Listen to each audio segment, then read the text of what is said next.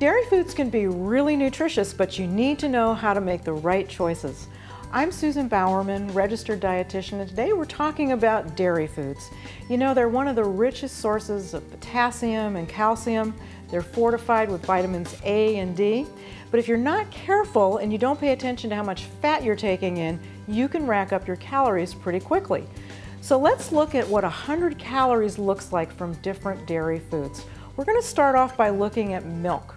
If you're drinking non-fat milk, 100 calories of non-fat milk is 9 ounces of milk, which is quite a bit. It's about 270 milliliters.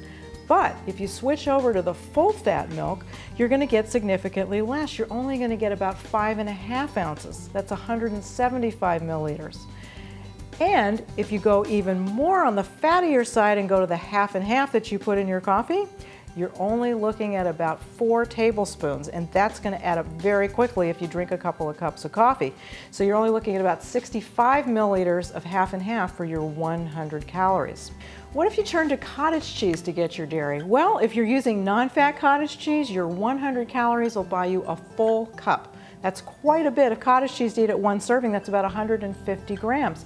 But if you don't look at your labels and you pick up the full-fat variety instead, you're only going to be able to eat about half as much for your 100 calories.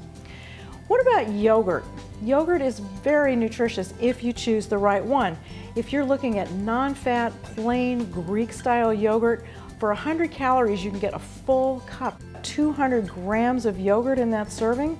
But if you choose the sweetened yogurt with the fruit on the bottom, you're not picking up that much fat necessarily, but you're picking up a lot of sugar, which means that your 100 calories is only going to buy you half as much. What about cheese? The main thing with cheese is that the creamier your cheese, the higher the calories per serving. That's why if you're going to spend 100 calories on blue cheese, you only get about an ounce of cheese. On the other hand, if you pick up something like a non-fat mozzarella cheese, you get 2.5 times that. You get about 75 grams of cheese, 2.5 cheese sticks, which is great. Parmesan cheese is actually a pretty good choice, and here's the reason. Parmesan is pretty dry. It doesn't have a lot of fat in it, which means for 100 calories you get about 25 grams of grated cheese. That's about 5 tablespoons. For your 100 calories, that's quite a bit, and you probably won't put all of that cheese on your dish all at one time.